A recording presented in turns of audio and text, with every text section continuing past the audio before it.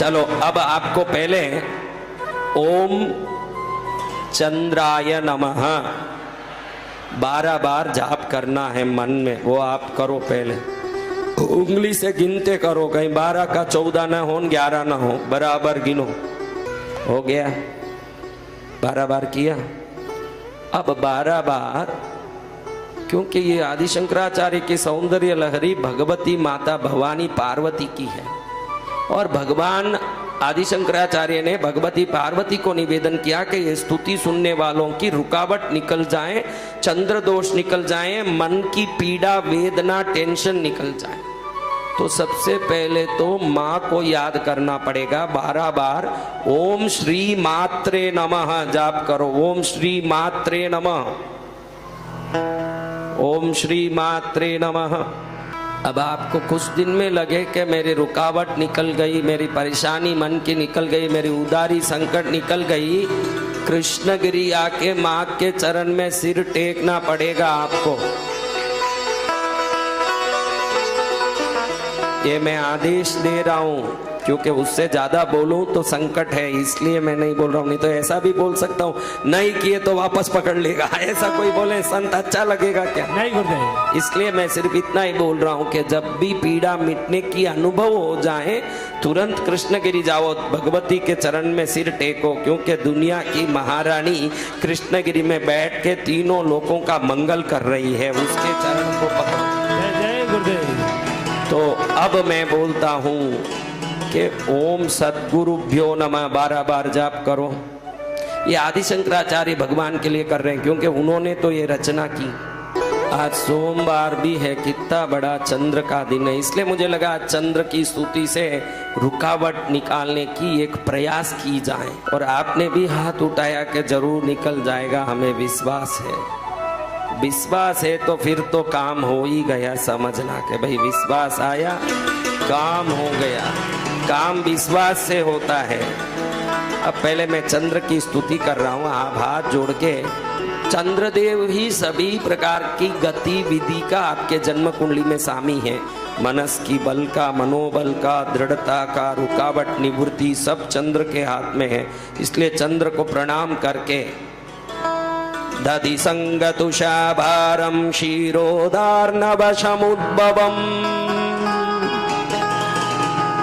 नमामि शशिनं सोमं शम्भोर्मकुटभूषणम् ओम पद्मध्वजाय विद्महे हेमरूपाय धीमहि तन्नो चन्द्र प्रचोदयात्।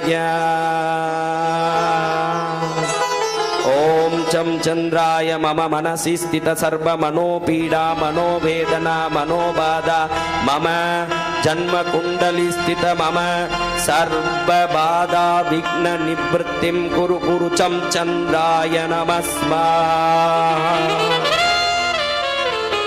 अब माँ को प्रार्थना करेंगे। आदि शंकराचार्य ने जिस स्तुति को किया, मैं वो आपको 5 बार सुनाता हूँ। बहुत छोटा है, बहुत छोटा है, लेकिन 5 बार सुन लेंगे। कहते हैं कि बहुत छोटी सी सुई जब हाथी के कान में घुस जाती है, उसका प्राण निकाल देती है। ऐसे ये बहुत छोटी सी स्तुति जब आपके दिल में उतरेगी, आपके दुख को भी निकाल के फेंक देगी। फिर कैसे बोलूं महाराज? शिव शक्त्या युक्तो यति भवति शक्त प्रभवितो